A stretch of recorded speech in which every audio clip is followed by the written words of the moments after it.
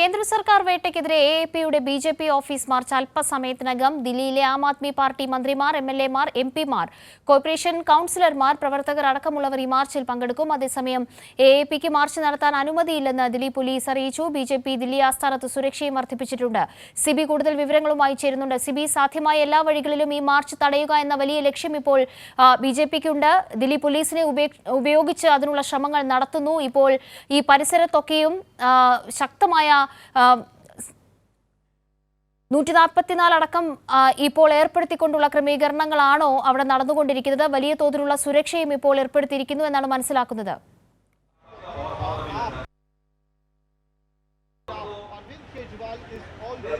കാവ്യ, തീർച്ചയായും വളരെ വലിയൊരു സുരക്ഷാ വിന്യാസം വെച്ചുകൊണ്ട് കൃത്യമായി ഇപ്പോൾ പോലീസും സൈനികവും വിന്യസിച്ചുകൊണ്ട് വളരെ വലിയൊരു സുരക്ഷാ ക്രമീകരണമാണ് ഏർപ്പെട്ടിരിക്കുന്നത്. ഇവിടെ ഈ ദില്ലിയിലെ ഈ എഎപി ആസ്ഥാനത്തിന് ഏകദേശം 1/2 കിലോമീറ്റർ മാത്രം ദൂരെയാണ് ബിജെപി ഓഫീസുള്ളത്. ബിജെപിയുടെ ഓഫീസിന് വശത്തും ഈ എഎപി ഓഫീസുകളെയും നിരോധനാജ്ഞ പുറപ്പെടുവിച്ചിരിക്കുകയാണ്. പോലീസിനെയും സൈനിക വിഭാഗത്തെയും വിന്യസിച്ചിരിക്കുന്നു.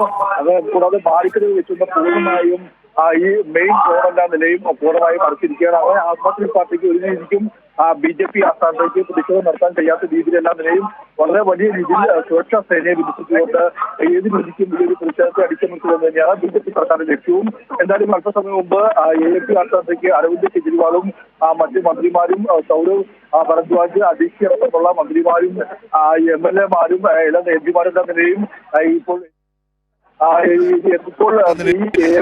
എത്തിയിട്ടുണ്ട്. ഇപ്പോൾ ഈ എഎപി ആസ്ഥാനത്തകത്ത് തന്നെ ഒരു പ്രത്യേകമായ വേദിയിൽ പ്രതിഷേധ യോഗം ആരംഭിച്ചിരിക്കുന്നു. ഈ പ്രതിഷേധ യോഗത്തിന് ശേഷം അരവിന്ദ് കെജ്രിവാൾ ബിജെപിയെ വെല്ലുവിളിച്ചത് തങ്ങളെ അറസ്റ്റ് ചെയ്യൂ, തങ്ങളുടെ എല്ലാ നേതാക്കന്മാരെയും നരേന്ദ്രമോദി അറസ്റ്റ് ചെയ്തു, അതുകൊണ്ട് തന്നെ ഞങ്ങളുടെ എല്ലാ നേതാക്കന്മാരും ബിജെപി ആസ്ഥാനത്തേക്ക് വരികയാണ്, ഞങ്ങളെ പറ്റുമെങ്കിൽ അറസ്റ്റ് ചെയ്യുമെന്ന് വെല്ലുവിളിച്ചുകൊണ്ട് ബിജെപി ആസ്ഥാനത്തേക്ക് വരികയാണ്, ഞങ്ങളെ പറ്റുമെങ്കിൽ അറസ്റ്റ് ചെയ്യുമെന്ന് വെല്ലുവിളിച്ചുകൊണ്ട് അരവിന്ദ് കെജ്രിവാൾ ഇന്നലെ ഒരു പ്രഖ്യാപനം നടത്തിയത്. അദ്ദേഹത്തിന്റെ പി എ ആയിരുന്ന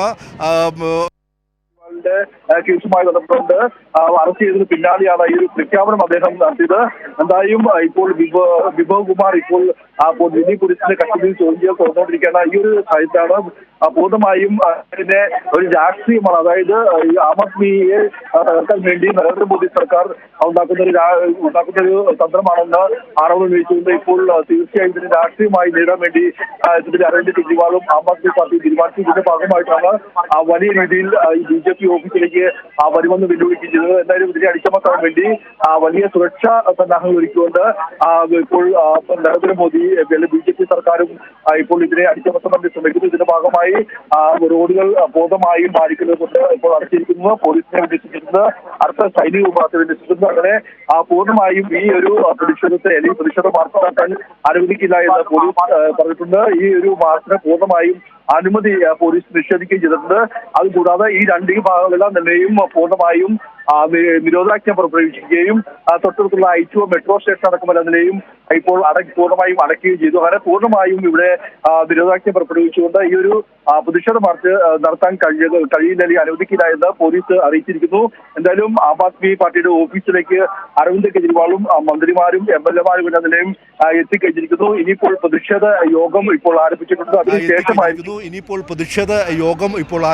അതിനുശേഷമായിരിക്കും ബിജെപി ആസ്ഥാനത്തേക്ക് പിന്നാലെ നടത്തിയ സമരത്തിലെല്ലാം നിലയും വലിയ രീതിയിൽ